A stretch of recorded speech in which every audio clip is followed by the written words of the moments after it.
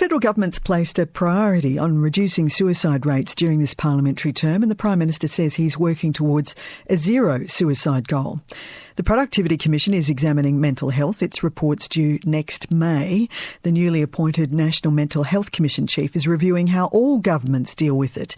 And tomorrow, Victoria's Royal Commission will examine Indigenous suicide. A long-time suicide prevention and poverty researcher says no more money is needed for research. He argues that experts know what works and that funds should be pumped into that. Gerry Georgatos is the coordinator of the National Suicide Prevention Trauma Recovery Project, and he joined me earlier. Gerry Georgatos, welcome to AM. Hundreds of millions of dollars is spent every year and the suicide rate has gone up in recent times, not down. How worrying is that?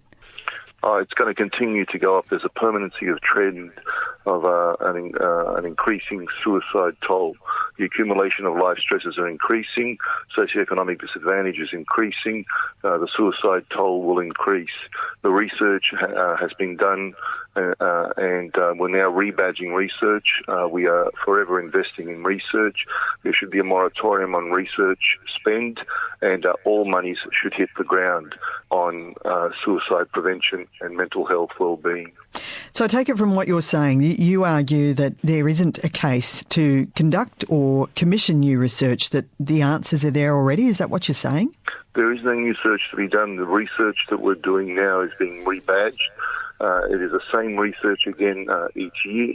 At best, we might be updating some of the research.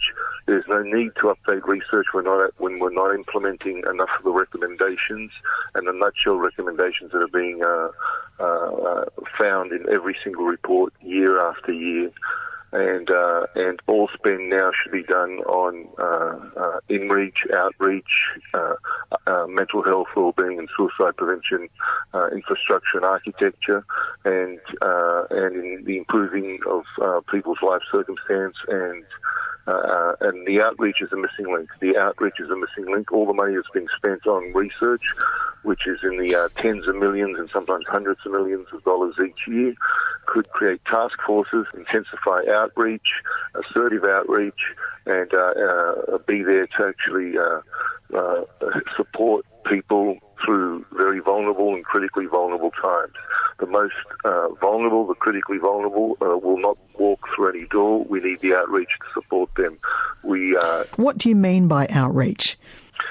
Outreach means the capacity for mainstream services to be able to respond on a 24/7 basis to people who are vulnerable, who have actually also attempted or put up their hand that they're suicidally ideating, and for outreach workers who are psychologists, who are psychosocial counsellors, to be able to visit also in crisis response and also through aftercare individuals who have been discharged from hospitals who have attempted suicide but have nowhere to go but back to the family home or other circumstance, who are suicidally ideating and have no one to turn to.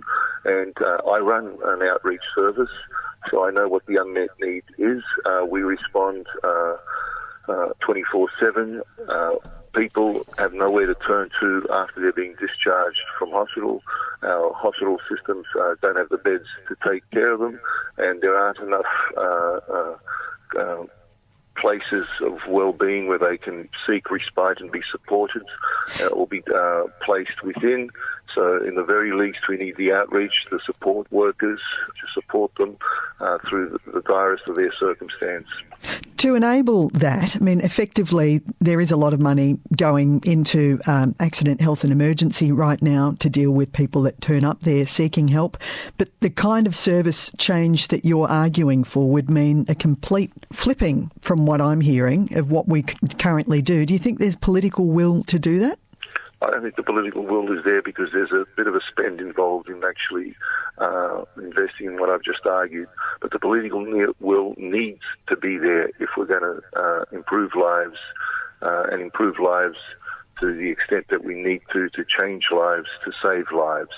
That political will needs to be galvanised, and I believe there's a capacity for that political will to be galvanised, but there's a lot of work to go into to actually galvanise that political will. Otherwise, we're going to continue to lose more people than ever before. The suicide toll for all Australians will continue to increase, and it will be even more dramatic for First Nations Australians and other high-risk groups. You've witnessed some pretty horrible tragedies yourself, but you've also helped people through crisis. What have you learned from what you've seen, and what message would you pass on to people listening today?